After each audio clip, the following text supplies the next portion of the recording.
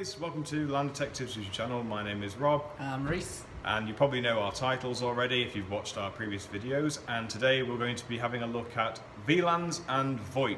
So we're going to have 3 VLANs. So I'm going to have a switch with 3 VLANs and I'm going to have the switch with 3 VLANs. And we're going to tell you the titles of those particular VLANs and the switches that we're going to name. Well, mine is going to be Cheshire. Mine's going to be West Midlands. And we're going to name a couple of towns off the top of our heads and put them into VLAN titles.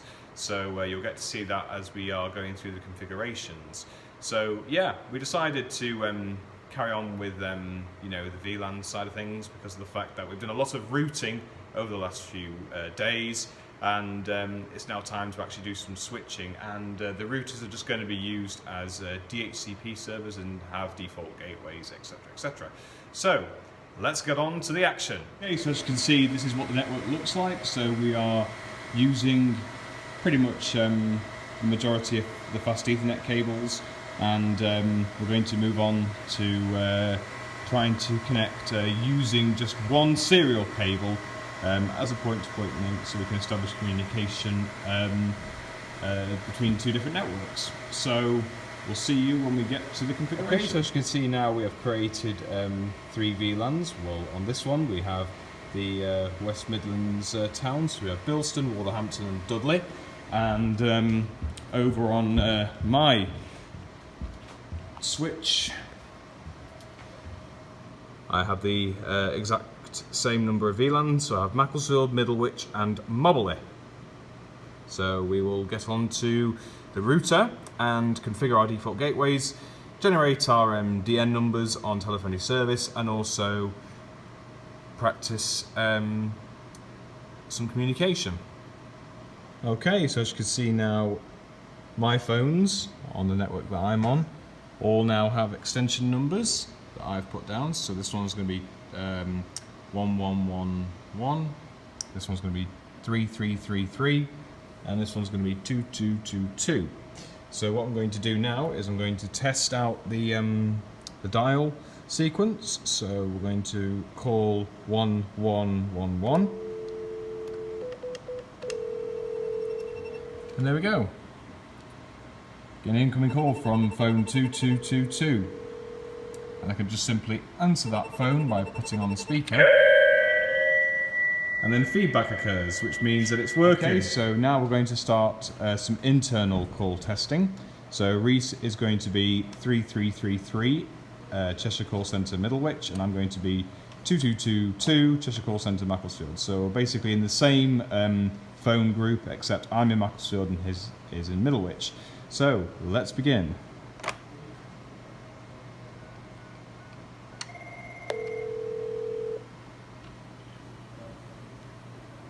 Good afternoon, Cheshire Call Centre Middlewich, how can I help? Hello, this is Cheshire Call Centre Macclesfield. Just testing out the quality of service from within the line. Is everything okay on your end? Yeah, I can hear everything fine. Would you like to test the transfer? I think we should be okay for the transfer. And yeah, so there we go, guys. That is the internal. Now we're going to go external. And Reece is going to pick a town and a phone, and it's going to be in the West Midlands, so I need to dial out the extension number. Okay, so now it's time to phone the West Midlands, and Reece is going to be on the switchboard in Bilston. So the number is 91000.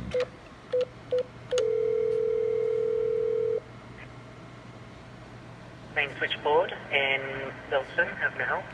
Hello, Bilston. This is Cheshire Call Centre in Macclesfield, and I have discovered as well that from this distance I can hear an echo coming from the speakerphone. It must be because of the fact that the phone that you are using is quite old and the volume has been turned up to max, but I can hear you on your end. So yeah, I say that is a pass on the external calls. Okay. Okay, so now that we've tested the external communication, we're now going to try and see what happens when I dial the corresponding numbers for the West Midlands network on all three phones. So we're going to start off with 91000 for this one, 91001 for this one, so 001, and then 91002. So here we go, and I've got to do this very quickly because otherwise the thing goes. So there goes one, this one, and then 91001. And there we go, they're all dialing out. Okay, so now we moved over to the West Midlands call centre, and Reece has done the same thing as I did, as you saw earlier on. So all the phones are dialing out, and now I'm going to go over to the Cheshire call centre. And we should have a lot of dancing lights coming from the phones. Which we do. There we go.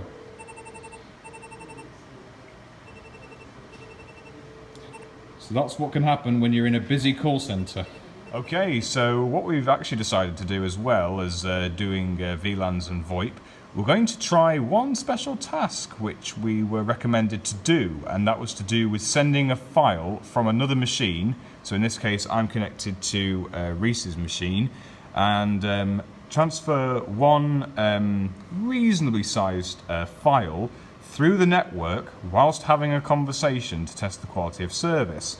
So I'm going to go to snapshots, and I'm going to transfer that 1 gigabyte file. So we're going to transfer it to the desktop. There we go. Accept that accept the file, and hopefully we should get some you know, interference, let's say. So Reece, if you'd like to start off your conversation. Sure, there's no interference over here from what you've been speaking through the phone house. Yeah, everything seems to be alright over here. There's the flashy lights. Yeah, okay. Well, we've kind of just got a bit of life on the transferring bar.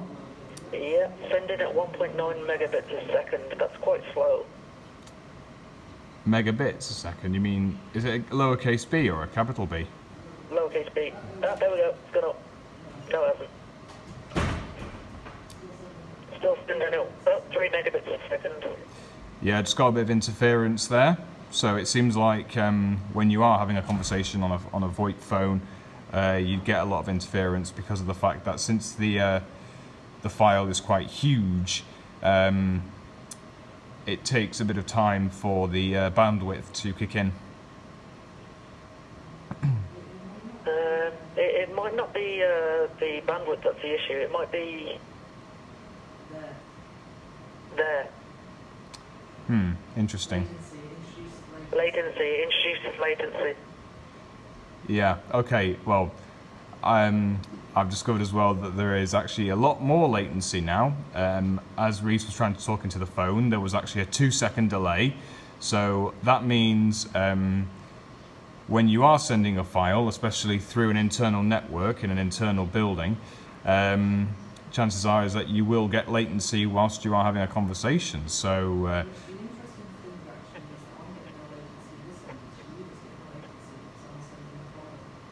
yeah, that's right, yeah. So Reece was just saying that I'm getting the latency, he isn't. So yeah, and I could tell as well that as he was trying to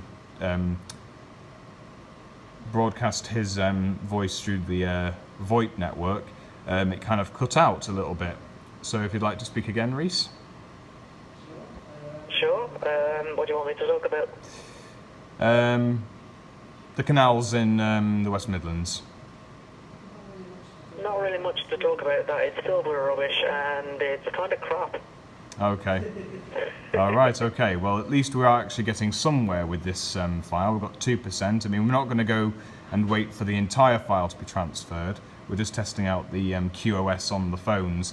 So, yeah, it seems like the latency is really picking up, and I think when we had that cutout just a few minutes ago, you were trying to say something, and then because of the file basically taking over the bandwidth, you were unable to actually broadcast to me.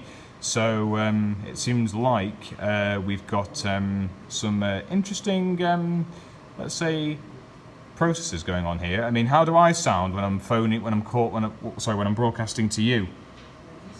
You sound perfectly fine because your upload is completely free, so you can use all that bandwidth, and my download is completely free, so I can use all that bandwidth. It's just the upload speed and your download speed. Right, I see. Okay. Right, well that is the test of the QoS, and yeah, so we hope you enjoyed this particular video where we looked at VLANs, VoIP, and also trying to send a file across whilst having a conversation on the phone to test the QoS. Okay, so now that we have cancelled the file transfer, we shouldn't have any interference now, and we should have full connectivity and synchronous. So, Reece, if you'd like to basically speak, thank you. Yeah, so there should be no delays at all. She'll be sync. Yeah, okay. It seems like we have a success on that, actually. And yeah, thanks very much, Reece, for helping us out with the file transfer. Okay. And we'll see you on the outro. Okay, so that concludes the VLANs and VoIP video for today, and we hope you enjoyed it as much as we had. And just to conclude this particular video, Reece is going to explain some of the flaws that we've had, and I'm going to explain the content that we have put into this video. So Reece, over to you. Sure. So when we're setting up voice over IP, the outgoing phone number to dial is 9. So none of the phone numbers currently have 9 at the beginning, so we have to overcome this somehow. A lot of research went into Google to try and find the issues, and it turns out that we could have used regular expressions, in which we did. So the router will automatically detect that 9 is at the beginning of the number, recognise it's an outgoing call, and take the 9 out. Yep, okay. And the VLANs that we created, well, on my switch, we had 3 towns in Cheshire, and I called them Macclesfield, Middlewich and Mobberley. And Mobberley was the special VLAN because that was going to be the switchboard. Yeah, so in my VLANs we have, what do we have now? We have Bilston, we have Dudley, and we have Wolverhampton. And the Bilston one is the main switchboard. Yeah, so hope you guys enjoyed this particular video, and if you haven't already, click here for our other videos that we have been posting, and yeah, we'll see you on the next one. Don't forget to like and subscribe. See you soon, guys.